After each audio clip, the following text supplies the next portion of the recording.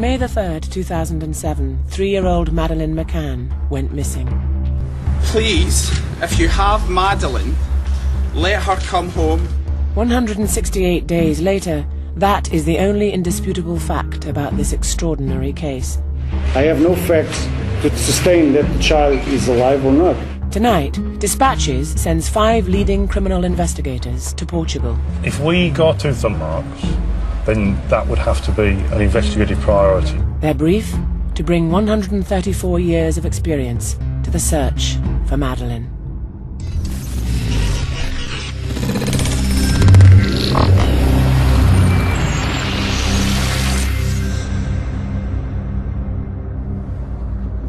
The Portuguese village of Praia da Luz is a quiet holiday resort.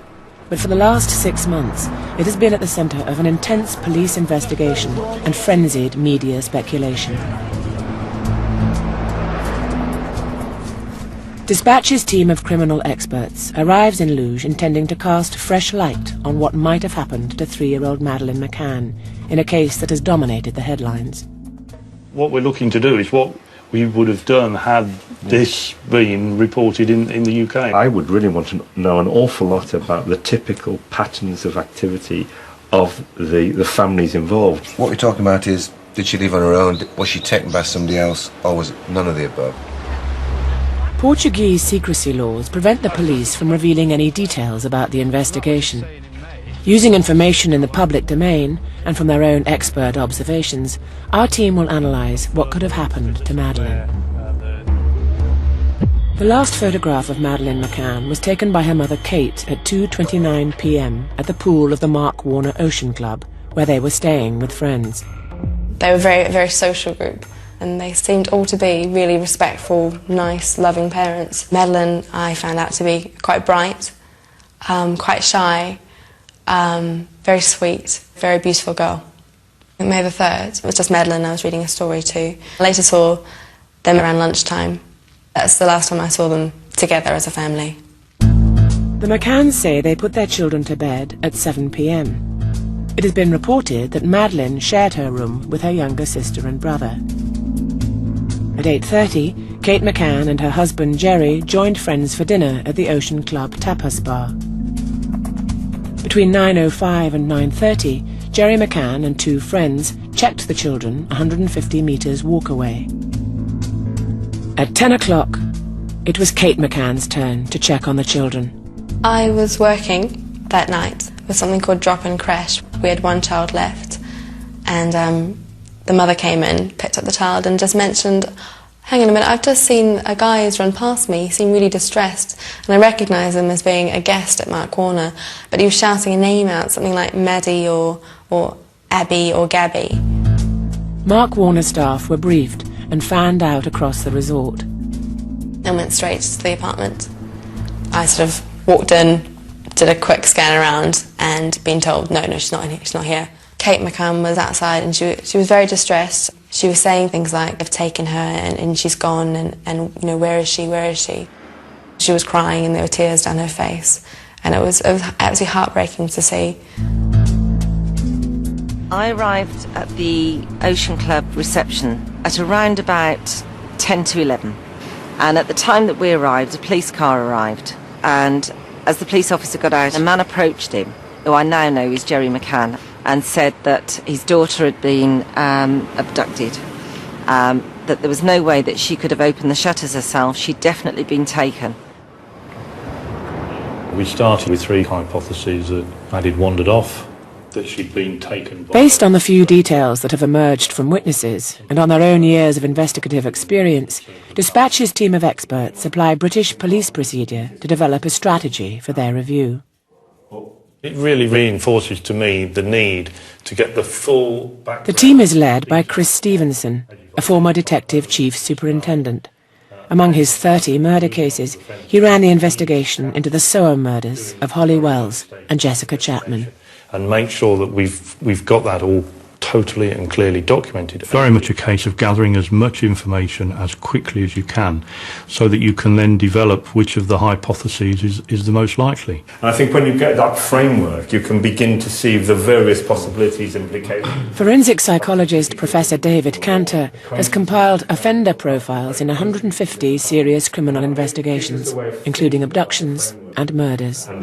There seems to me to be a range of possibilities from, on the one hand, the child has wandered off, in other words, the child is the cause of the disappearance, right the way through to the other extreme, where it's some organised network of criminals who've come in from somewhere else looking for an opportunity and have taken the child away. Based on David Cantor's model, they resolved that there are three clear possibilities: that Madeleine wandered off on her own and got lost, that she was abducted, or that something happened to her which may have involved her family. They start by looking at the first hypothesis, that Madeleine woke up and walked off by herself. For instance, we need to know what the pattern of behaviour is of Madeleine. I mean, did she wander at all? Was she likely to wake up at night? If she did wake up, did she know her way to the pool? Could she find it on her own? Would she have gone looking for her parents? The team visit the McCann's apartment in conditions similar to the night that Madeleine disappeared. First they explore how she could have got out of the apartment. Still half open. 6 months later, isn't it? It is. Madeleine's bedroom window faced the car park at the back of the apartment, next to the main door. Reports indicate that according to the McCanns, the shutters were closed and the door locked. The more likely exit route is through the patio doors on the side of the apartment facing the resort pool. It's been widely reported that these doors were closed but had been left unlocked. The team explore the route she could have taken had she left this way. The apartment is situated at the corner of two roads. From the patio door, steps lead directly out onto the street. Former police search advisor Gary Ligg believes it's most likely she would have headed downhill towards the Ocean Club reception to the pool area and tapas bar. There's quite a slope on this road. Yes. And it takes you past the reception area. If she's walking, with a tendency to walk downhill. If she's looking for a mum and dad, she may have an inkling or some knowledge that they're in here because this is where they're frequent. Coming down here, this is the first area of welcoming light. It is. So a disorientated child would probably tend to home in on that. So. Gary Ligg has devised search plans for over 100 serious criminal investigations. In this case, he would immediately advise a wider search of the area.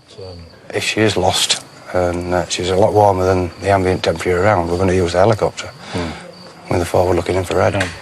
But why would a child wander off? A child would go to find her parents. Parents, yes. That's what you do, and she must know where the pool is. Are you going to dismiss the possibility that she's wandered off at this early stage? We can't do that, David. We've got to look at that as a possibility, and that has to be the priority, however unlikely a scenario that is. From what we can, that security guard. 2 hours after Madeleine was reported missing, the volunteers started to look further afield for any sign of her.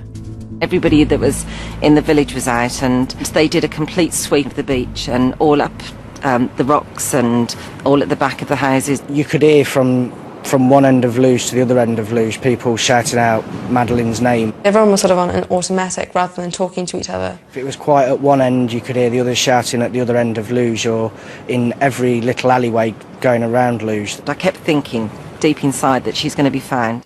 Volunteers and Mark Warner's staff continued searching into the early hours of the morning.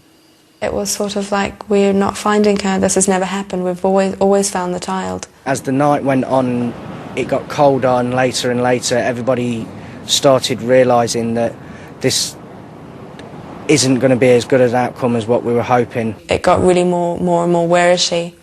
And you'd walk past people and they'd have tears streaming down their face. The police arrived with the police dogs, and it was very late then, so I don't think there was anything else that night that we could really do.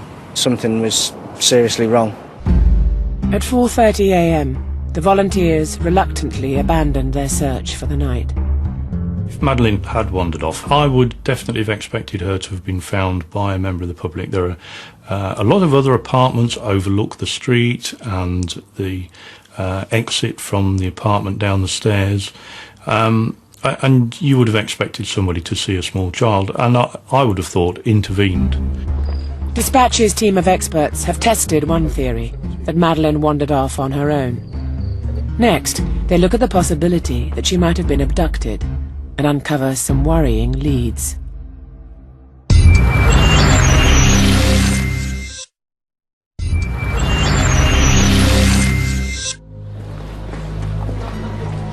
In the Portuguese resort of Praia da Luz, 5 criminal experts commissioned by Dispatches are reviewing the mysterious disappearance 168 days ago of Madeleine McCann. Yes. But this time we're not talking about wandering about, we're talking about the open ground.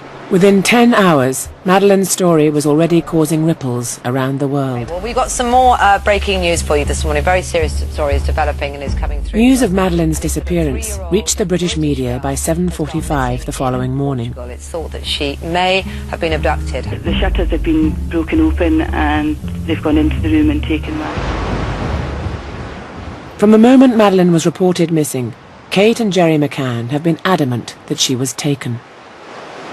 The thing about a car is you're moving much more towards this end. It's surprising how many offenders in all sorts of... Having considered it unlikely that Madeleine wandered off by herself, the team of experts now look at whether abduction could indeed be a possibility. You can't rule out the possibility that this was a chance abduction and somebody just happened to stumble across her. You can't rule out the possibility that somebody had targeted her, having watched what had happened on previous nights and set in place a plan to remove that child for whatever reason. So the tapas bar is over that sort of orangey yellow roof building. Yeah, it's just round there, isn't it? The team want to see just how possible it would have been to abduct Madeleine.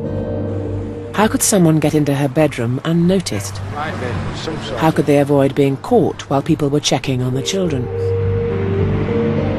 And how could they get away unseen if her parents were watching the apartment from the restaurant? To be sure of the line of sight is to stand either at the tapas bar or at the doors. Yeah. Because of the elevation of the doors. So where's the reception? Here. This is it. They head for the tapas bar to find out just what the McCanns could see of the apartment from their dinner table. To reach it, you must go through the Ocean Club reception. Good morning. I'm an ex-detective from England. Now, if we're not guests, they won't allow us to. So. Our team were not allowed into the Ocean Club, but local journalist Len Port did get in the day after Madeleine disappeared. His photographs show what the McCanns and their group could see of the apartment from their table. This picture here shows the scene from the tapas bar. Yeah. It's more or less from the table they were sitting at. You can't see below halfway down the door that they left insecure. Yeah. And you can't see those steps up there at all, can not you? At all. So somebody being wary could quite easily enter and leave. And depending on where you are with these umbrellas, you'd see even less, because they stick up over the top of the fence. Professor Dave Barclay is a leading international forensic scientist. He developed best practice in the UK. As well as the Omar bombing, he's advised in 225 cold case murders in the last 6 years. From the photos, he concludes the McCanns would not have been able to see an intruder from their restaurant table. But would an intruder have avoided being spotted by one of Madeleine's parents or their friends on their regular visits to Madeleine's bedroom? It would be easy for somebody to get in and out of there without arousing any attention. Any attention. And with the insecurity, we know that the time required to go in there and remove a child, you could be in and out in less than a minute. Yes. If providing you've done the necessary amount of pre-planning. Shall we just walk down and just have a look and see what we can see from the road here? The team revisit the apartment to see how much planning an abductor would have needed in order to get in unseen. They start in the car park at the back of the apartment. It has been widely reported that according to the McCanns, the back door was locked and the shutters of the children's bedroom window were closed. If they had to force entry, could an offender get in that way unseen? If you're a burglar, if you just pop over that wall, you're actually quite hidden when you're That's right. with the window. Well, it's a classic burglary. It is. It's all overlooked. It is overlooked. You wouldn't target that. No. Unless you could hide behind that wall. That window and that cunningly shutter, designed. when they left the property, was Secured. The front sliding windows were open. Yeah. And next to the front sliding windows is a gate to the street. Search expert Gary Ligg thinks the much more likely entry point is on the side of the apartment facing the resort. Here there are sliding patio doors which were closed but left unlocked, according to all the reports. The patio steps lead directly to the road. If anybody can get in there through the sliding windows, why bother to go through the shutters in the first place? Have a look here. Defies any logic that somebody would use the rear entrance or exit when this is so secluded and already insecure. That little gate, which doesn't seem to have any lock on it, goes straight onto the road. Yes. Given the ease of entry and the seclusion on the pool side of the apartment, the team begin to see abduction as a real possibility. We're going to check on another child. Where exactly was it? The media quickly accepted the abduction theory as the most likely explanation of what had happened to Madeleine. Please, if you have Madeleine, let her come home to her mummy, daddy, brother and sister.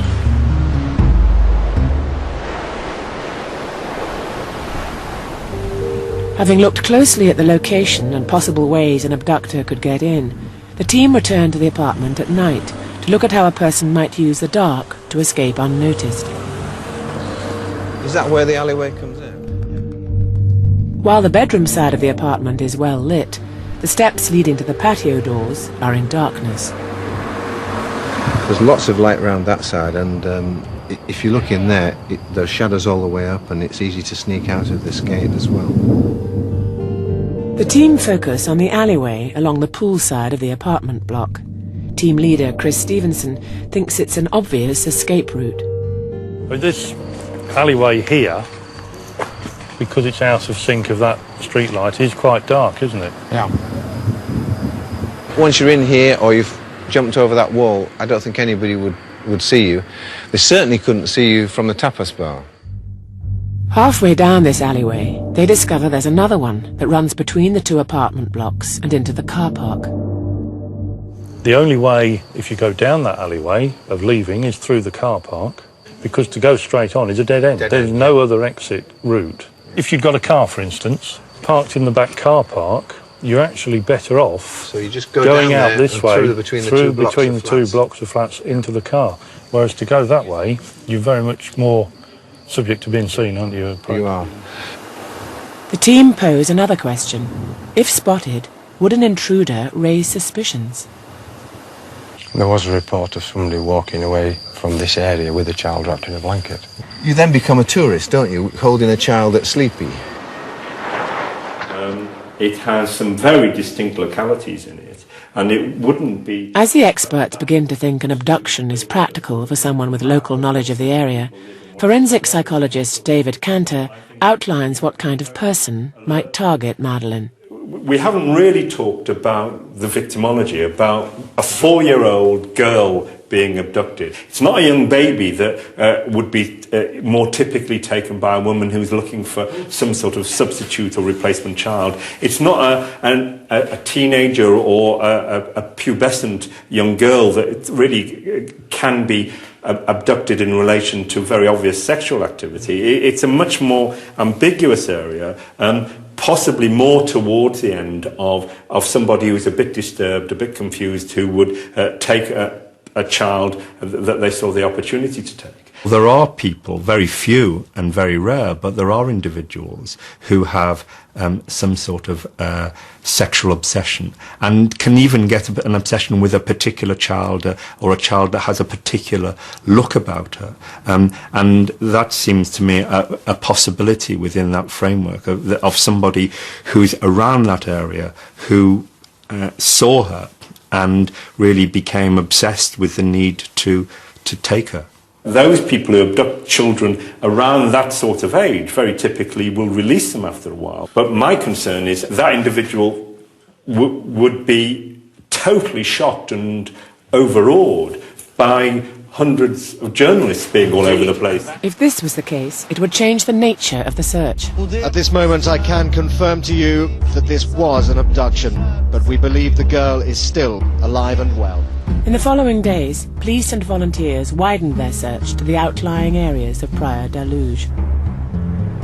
You're literally searching everywhere. You were having to look in drainage holes, you have to be looking in the wells and in the ruins. You knew that you could have been looking for something not very nice.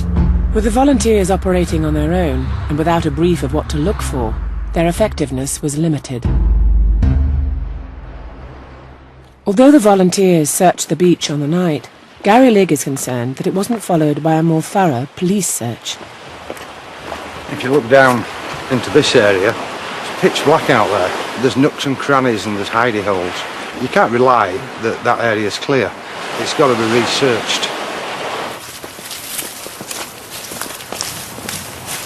Gary Ligg and Chris Stevenson soon find other places which should automatically have been searched. There's about 8 to 10 of these things that come out. Now, if they're all like this, that's clear visually for as far as we can see, which is, what, 30 yards? But this is the outrun. Are the drains this big underneath the entire village under those manholes? You would always have to be looking at the possibility that this child may have been the victim of a crime, may be dead, and therefore the possibility of what we call a body deposition site is something that you would have to bear in mind with the searches that are conducted. Just outside the resort of Praia da Luz, the landscape takes on a completely different look, and in daylight, Gary Ligg finds yet more potential hiding places. Because we're talking about something that's been hidden, we're going to get down to the shell of the building and get everything else out. In the dry countryside around Luz, there are hundreds of wells, a perfect place to hide evidence and another challenge for skilled searchers.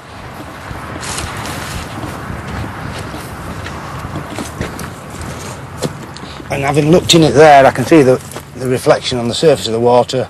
I can see there's nothing in that well above the surface of the water. I can't see under the lid, of course. But we've got water. We've no idea how deep it is. By coincidence, you've got water and a confined space, and I've got people that are dual trained in both.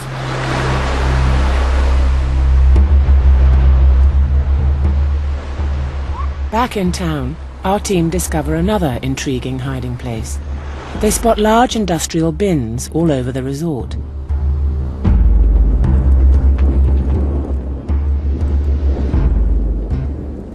There have been cases in the UK where bodies have been disposed of in wheelie bins and then taken directly to refuse tips and dumped there in the hope that they'd be covered up. We were told to search everywhere, including the bins. And in Praia da Luz, they're quite big and scary looking. Although I saw police searching, I personally didn't see police looking in the bins like we did.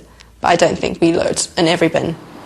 There's a world of difference to looking in a refuse bin and tipping it on its side, emptying it all out, looking through every bag and refilling it.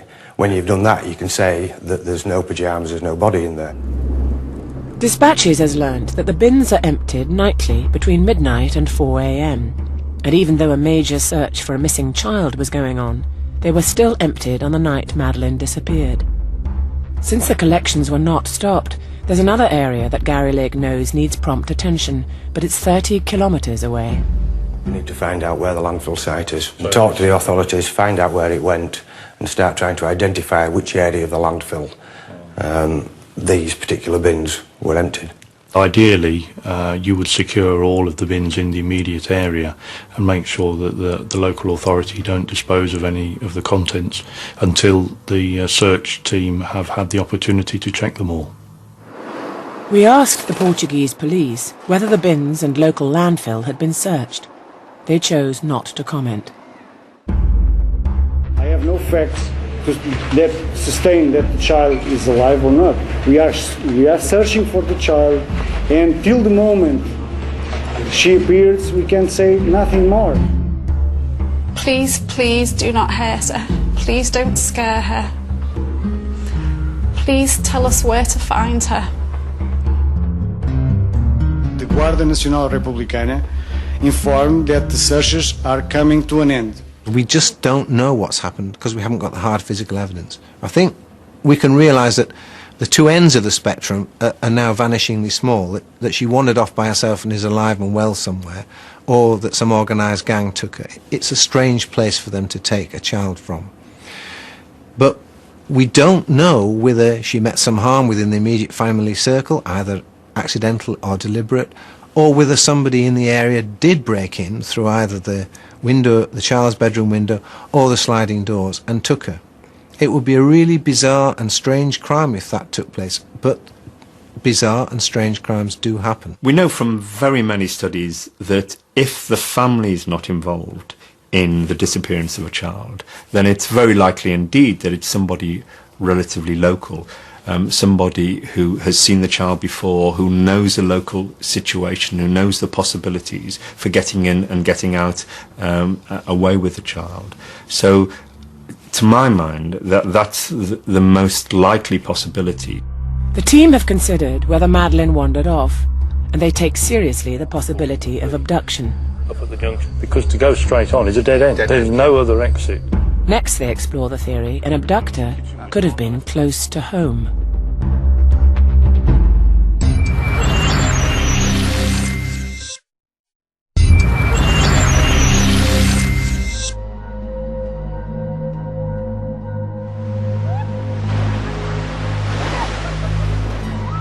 Five experts, commissioned by Dispatches, are in the Portuguese resort of Praia da Luz, applying their 134 years' experience of criminal investigation to the case of Madeleine McCann. Oh, right. That time of night the shops would be open, wouldn't they? You'd have more than one sighting. Having dismissed the theory that Madeleine could have wandered off and looked at the possibility she had been abducted by an outsider, they now consider whether someone closer to home was involved in her disappearance.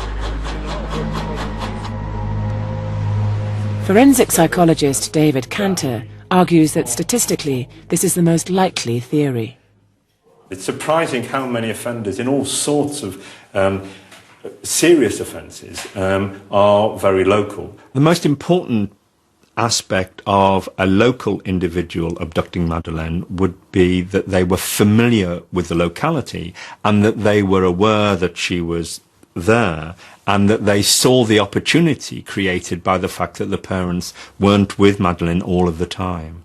There could be an almost impulsive possibility about it. What you find with some of these offenders is that they have a notion of all the circumstances coming together to allow them to abduct the child, and they will be alert to all the possibilities and suddenly decide now's the time to go for it, and then they would make their move. It seems to me the local offenders is a real possibility just because of the locality. I'd want to know whether he's effectively stalked the house, knows that Madeleine's in there. It could be somebody who'd been wandering around, looking out by the opportunity. looking for looking for opportunities, who became aware of the opportunity. But the really interesting thing there is how did he become aware of the opportunity? How would you know there was a small child in there who was your target? Yeah. It must be that you have done some sort of pre-planning, which makes you local in some ways and makes you around the place. At least 24 hours, possibly for a much longer period, around and known in the area. You've got to add into this equation the fact that this family were on holiday and had only been in the area for a few days. If an offender was targeting Madeleine as a victim, then it only had a few days to prepare. It could well be, though, that because those apartments are regularly occupied by families, that the offender would know that somewhere in there was a child in the age range and of the type that he was looking for. Nearly 2 weeks into the inquiry, Portuguese police also started focusing on a local suspect. In these ITV News pictures, Robert Murat can be seen chatting to police officers. 11 days after Madeleine's disappearance, the police called in local resident Robert Murat. They searched his house. The next day, he was formally declared an arguido, an official suspect. The events was named as a formal suspect. Robert Murat lives near the McCann's apartment. Our experts went to his house to consider the reasons the police may have targeted him as a suspect. Could he fit their local offender theory? Did he have the opportunity or access? Had he been seen behaving suspiciously? This guy is an English-speaking, bilingual individual who, to all intents and purposes, offered assistance when he found out that there was a missing girl. So, was there something that we're not aware of that led the Portuguese police to declare him a suspect? On the night Madeleine disappeared, Robert Murat said he was at home with his mother, but there were challenges to his alibi. There are two potential sightings where members of the party say they saw Murat at the club. Living so nearby, he was often seen near the apartment, and there was speculation that he could have been stalking the family. But David Cantor has another explanation. For him, the nearest coffee bar for him takes him past the apartment. If he's going to go to the supermarket, which is the only major shop nearby, he's got to go past the apartment. So he's going to be in this area. Chris Stevenson wonders if Murat could have tracked the family's movements from his house. Some of the media have made an issue about a line of sight from Robert Murat's house to the apartment.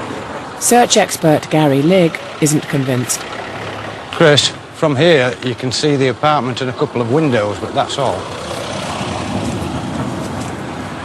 But you can only just see part of the window. The front lounge window and the kitchen window on the left-hand side. And the entrance patio. You can't see the back door. No. The team conclude the evidence against Robert Murat is thin. He became a victim of media pressure. Chris Stevenson notes similarities with the Soham case, where Ian Huntley also hung around the investigation. It may well be that 10 or 12 days into the investigation there was an element of desperation, and this individual was being identified as somebody that lived in the area, had come forward to help, and close tenuous links to Huntley's behaviour led to him being identified and the police feeling obliged almost to actually treat him as a suspect and investigate accordingly. The tabloid media's perspective of what was happening here was very much that man is getting an inside track on the investigation because he's offered himself as an interpreter, and therefore it's not... Matt Tapp is a police media advisor. He handled the press for the Soham case. In the absence of a structured strategy, he knows the media will fill the vacuum with unhelpful speculation that can seriously distract the police. If you look at the Washington sniper case, on day 10 of that inquiry, the Washington Post's headline was clueless. If you look at the Soham investigation, on day 10, the headline in at least 3 tabloid newspapers in the UK was not one clue. On day 6 of this inquiry, there was at least one headline in a UK paper which said clueless. That builds tremendous pressure, and in the midst of all of that is a little girl who's gone missing. And the little girl who's gone missing is almost a forgotten story. The big story is the incompetence of the investigation. The police found no trace of Madeleine at Robert Murat's house. He remains an official suspect, but has always protested his innocence. Under Portuguese law, he'll be a suspect for 8 months unless charges are brought or the status is formally dropped.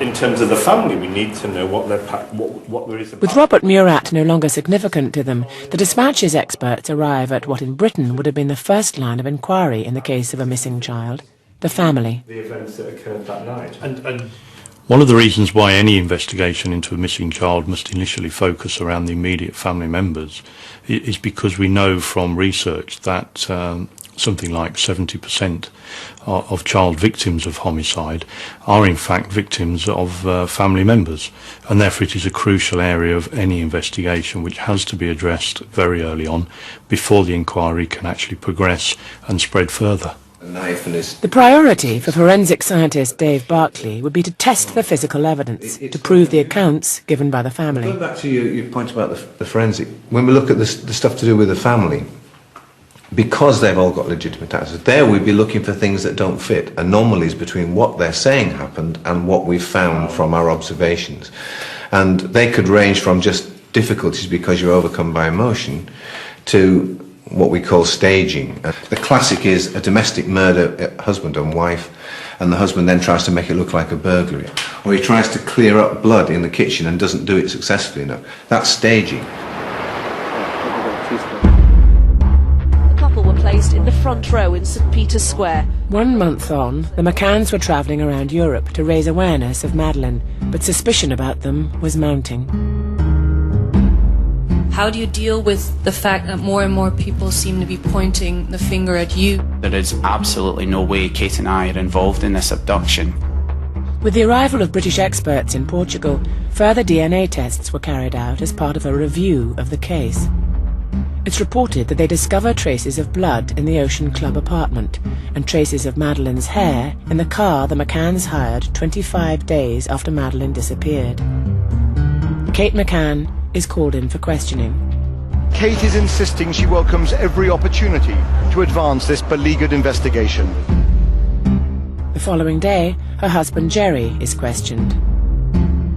Kate and Gerry have both been declared arguidos with no bail conditions and no charges have been brought against them. The investigation continues. David, are they still insisting on their innocence? They certainly are. No further comment.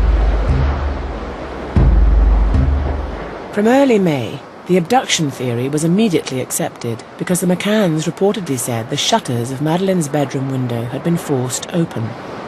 The shutters have been broken open and they've gone into the room and taken Madeleine. That there was no way that she could have opened the shutters herself. She'd definitely been taken. The powder stuck to that area, something sticky. But with questions being asked about how an abductor could get into the apartment, our experts take a closer look at the shutters. The shutter goes into the window frame, and I'll just stop that there. Right, that's the bottom of the shutter.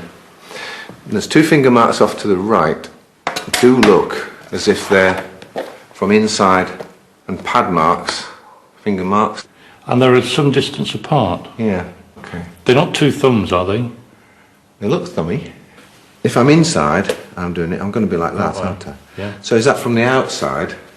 Doing it that way? Like that way, and trying to push it up? Yes. But you'd never do that with those shutters because they've got a ratchet handle. No. You might try and help the shutter down, mightn't you? If the window's open and you're reaching in from inside, you would get that, wouldn't you? Yes. Yeah. Because they weren't allowed inside the apartment where the McCanns had been staying, Chris Stevenson and Dave Barclay test their theories at another apartment block. These shutters, unlike the ones in the McCanns' apartment, are operated electrically, but Dave Barclay believes they could provide vital evidence in working out how the McCanns' shutters could have been handled. We've got some great stuff here, because this is aluminium, lightweight aluminium with a fine coating of some probably polyurethane paint or something like that. It would mark really easily, and it does. Perhaps we need to just look at the angle of the thumbs, because now they're in a V shape. And they're pretty well, you've pretty well got the whole of the thumb against it. If you go back the other way and do the same thing again, right, now you've only got the outside of your thumb on it. I believe it's from the inside. We must be very careful that we're not saying this is actually staging, but it's difficult to see how anybody could have interfered with those shutters from outside without leaving some trace. In fact, having looked at them, I think it's almost impossible. If they were somebody that was actually within the family who was living in the apartment, then it would be difficult to draw any inference other than the fact that the person whose marks they are had at some time raised or lowered the shutters, which, living in the apartment, is probably, or could be, a daily occurrence. The Portuguese police chose to interview Kate and Gerry McCann on the basis of physical evidence, specks of blood in the apartment and hair in the hire car. But even if the blood was Madeleine's, our experts believe it's far from clear how it was shed. You wouldn't necessarily automatically expect to find blood if there'd been something happened inside, though. Just because we don't find blood doesn't mean to say that there hasn't been some sort of violence. And indeed, if we did find blood, it's not unusual for children to trip and get a bloody nose and so on. If you found, in particular, I think in this case, or any case like this, blood on the floor where efforts have been made to clean it up, and the parents did not say that they'd done that, as long as it was the child's blood, then that would be very significant indeed. Yeah. Dave Barclay maintains that while the DNA results will tell you who the blood belongs to, without context, they can't explain how it got there. Remember, forensic science is not just a single test result, it's setting it in context. So if you get a result that seems to indicate one thing, you'd want to confirm it by other tests from other areas. Rumours about the forensic evidence go unchallenged. This week, there was a report that body fluids were allegedly found in the McCann's hire car. I still find it very difficult to conceive of how those results got in the boot of the hire car, if they're as reported. And I'd like to keep my options open. You've still got to work out where the body has been and how it got transported in the hire car that wasn't hired for 25 days. Just almost incomprehensible. So we should just wait and see what the results show. It's not beyond the bounds of possibility that they will completely exonerate the McCanns. Now official suspects in their daughter's disappearance, the McCanns return home to Leicestershire, determined to challenge the forensic results and clear their names.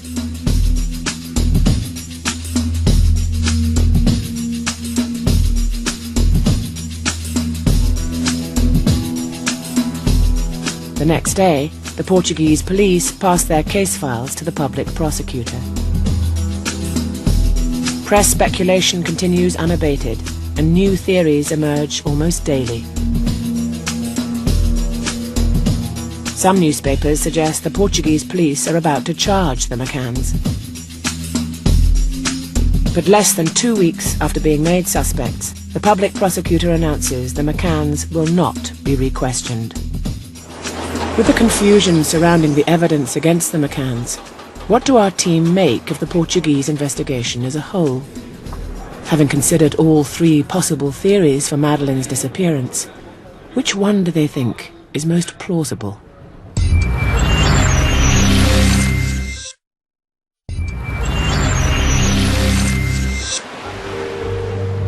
Dispatches sent a team of expert criminal investigators to Praia da Luz to shed light on the disappearance of Madeleine McCann.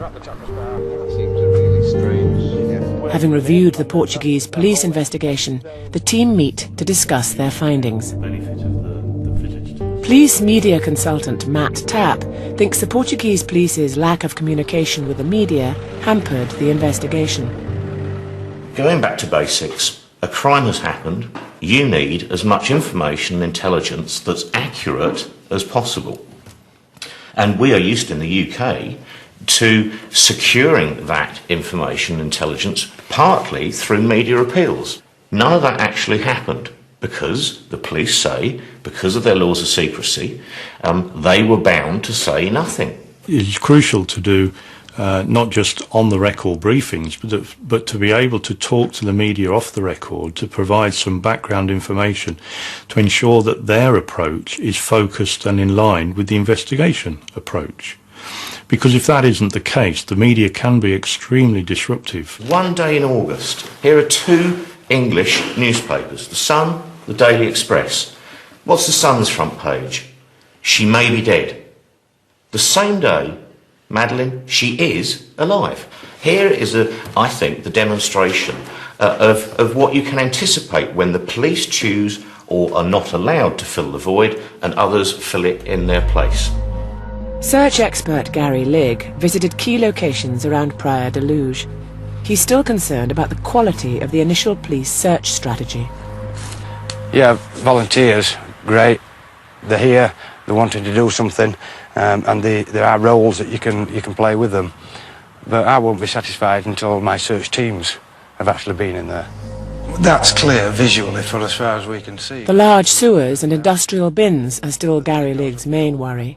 It's not clear if the bins were searched to a degree where you could be confident she wasn't in one. And if they were removed, there's been no suggestion of a follow-up to find out where they are and search the landfill site there. Or whether it's Forensic scientist Dave Barclay considers what might have happened to Madeleine. Having seen the circumstances and the layout of the apartment, it looks to me more likely, the priorities are higher that some harm happened to her within the apartment. No more than that. Right. He argues the Portuguese police forensics work may have compromised the investigation. It's clear that the forensic examination on the first day wasn't what we would have expected. There were opportunities missed, and one of those opportunities did a great disservice to the McCanns.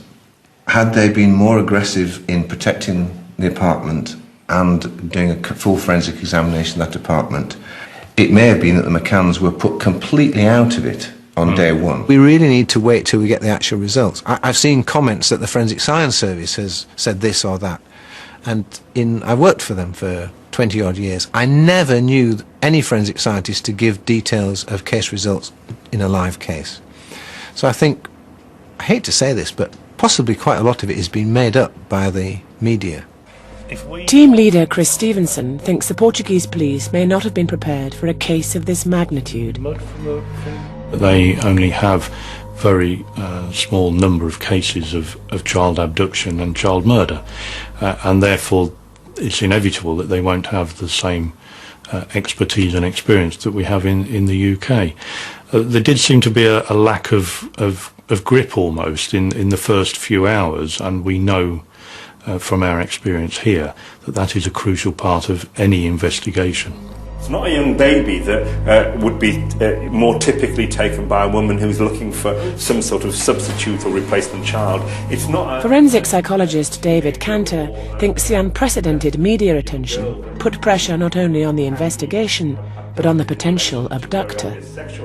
In the past, when young children have been abducted by a stranger, by somebody who is obsessed and wants to abuse the child, they tend to have kept the child, and often in fact to have allowed the child to go free after some time.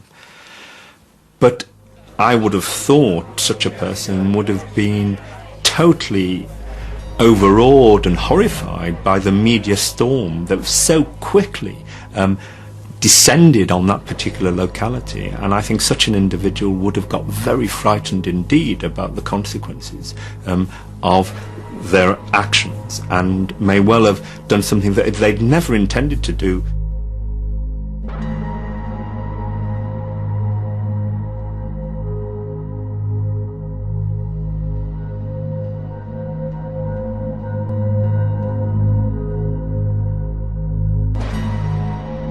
It's now 168 days, almost to the minute, since Kate McCann reported that her daughter Madeleine was missing.